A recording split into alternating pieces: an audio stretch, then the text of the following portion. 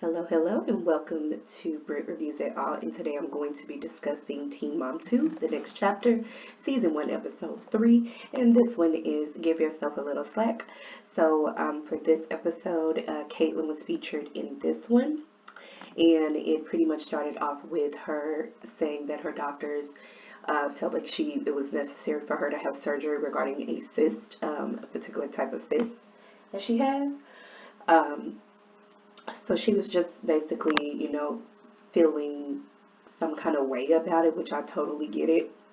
It always feels like it's something with her, and she was just talking about it with Tyler. So she just felt like, dang, here I go again, having to leave the load on you so that I can have to go take care of something else, that I need to go do.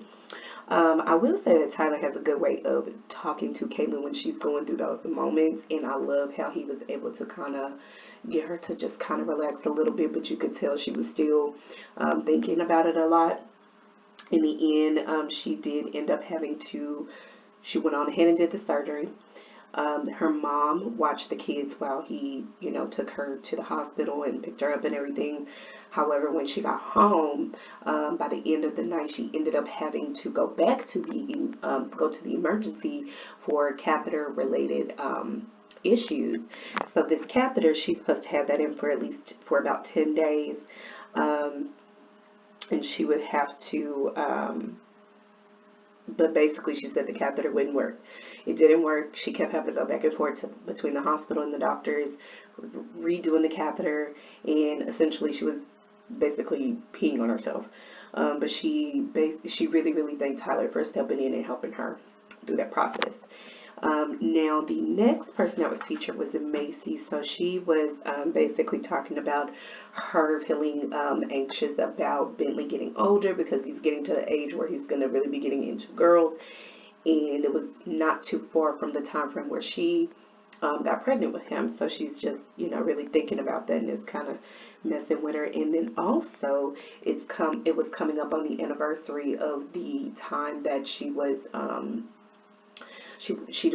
being shot at, but she just so happened to, like she said, be in the wrong place at the wrong time, and there was a shooting at a gas station, so she's dealing with PTSD from that. I did not know anything about this, so this on the episode was my first time hearing about it, and it's sad. She basically still deals with a lot of things like loud popping noises and things like this. It just takes a lot. It's really hard on her. And with Bentley's birthday, he wanted to do a bowling. He wanted to go to the bowling alley, and she just really wasn't feeling it, but she sucked it up and went on and did it for him anyway. Um, as far as Macy, she said she did end up going to get a specific therapist to help her through that process. And in the end, she just in talking with the kids and with her husband, they were helping her work through that. And she's like, okay, the best way for me to learn to get over this, I'm just going to have to put myself in those situations and work through it versus running away from it. And then now we have Amber. So she is dealing with a custody case for her son. That is what was discussed with her for this episode. She reached out to Gary to ask him if she would testify. I would say more like a character witness type of thing. And he actually agreed to do it, which was beautiful. Um, who knew that she was going through all of this? So with Amber, basically the father of her child, he wants full custody. Amber wants to do 50-50, but the dad wants full custody and wants to move the child to a whole nother state, like way across to the other side of the U.S. And it's just really been bothering her, but she's, trying to stay strong and stay focused. And we still, at the end of the episode, did not get an update on that. So I'm pretty sure in this season, at some point, we're going to find out what happened. Now we come up on Cheyenne. Ryder, she is getting so big, and she literally looks just like her mom. Cheyenne basically said she had court that week for the shooting that happened. She ended up reaching out to Macy because she's just really going through it, and just dealing with the fact that of what happened overall, the fact that her children were in the car, and it's weighing a lot on her. She's wondering if it's affecting Ryder in any way. And just she reached out to Maci to get some advice, and Maci basically told her, go ahead and get some therapy to, address it, and it helped. So she's gonna look into it, and I hope she does. Now we find out that the court date was postponed again. Court was postponed again. So they are prolonging this with this case, and it's so sucky because I'm pretty sure for them they just want to get through this, get that done, and try to work on moving forward. So at this point, Cheyenne was just like, look, I need to go relieve some steam. So they went to a break room. It's another word for it, but I can't think of it right now. But she decided to go to this break room. She brought her mom, her husband. I do believe they are married, or engaged. I don't know. And she invited her sister to come, and they all were, just letting off steam. But in the end, she was like, I don't even know if that really helped, because then I'm still upset. So she's just dealing with a lot with that, and it's sad.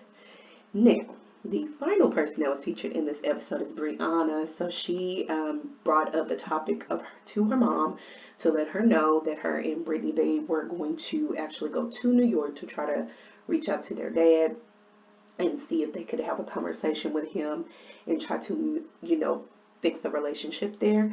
And Brittany, the mom, Roxanne, I believe that's her name, Roxanne. Please correct me if I'm wrong, but she ended up telling them, hey, well, I actually sent him a letter a while ago, and and nothing happened. And so the girls instantly got upset because she failed to even let them know that she did that.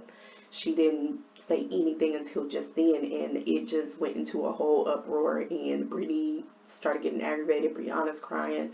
It was a whole moment.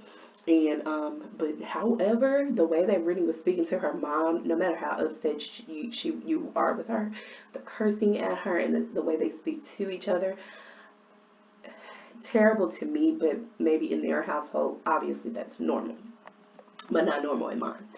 Now let's see.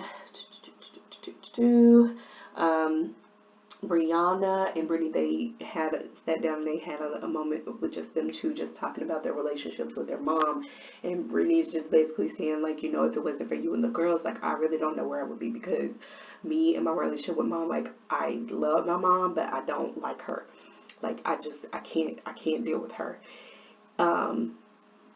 It's terrible. I know every parent has something about themselves, but that is something that Brittany and Brianna, they all need to figure out how to better handle, or how to have a better relationship with each other, because the way that they speak to each other is very terrible to me. But then also when they need to be there for each other, they are.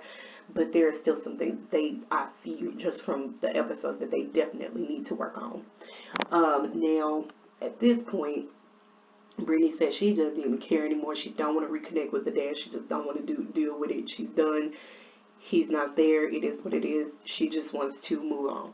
Now Brianna, she decided, you know what? Okay, so we're not gonna go to New York. What I am gonna do, I'm gonna write a letter, and I'm just gonna do that instead. Brianna decided to update her mom about it, and her mom let some more information out. She said she actually ended up calling him, and he hung up in her face. So they get distracted again, and it's like they go into a whole argument again. Now everybody's crying. Now Roxanne, she's crying. She's hysterical.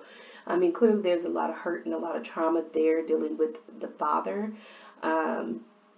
I don't really know what happened with that scenario. All I know is Brianna said that when she turned a certain age, I think it was like 15 or 16, he just left, and he just never dealt with her ever again. So in the end, Brianna, she didn't even send the letter. She was just like, according to my mom, you hung up in her face when she called. She sent the letter. You still didn't try to reach out, so it's just letting them know, like, you don't want a relationship with them. So that was basically all that really happened with this episode. We will see who is going to be featured in the next episode. Seasons, it's picking up a little bit. I mean, really, the point of the show is to see how the ladies are navigating through life at the phase that they're in right now. So I will continue to keep watching. I want to thank you for watching. Please hit the like button. You can comment. Also subscribe and hit that notification bell button as well, and you'll be notified when I post another video regarding Teen Mom. If you have any other show suggestions, whether it's reality or it doesn't have to be reality TV either. It can be a scripted series. I'm into a lot of that. So just let me know if you have any suggestions. And again, thank you for watching, and you have a wonderful day. Bye.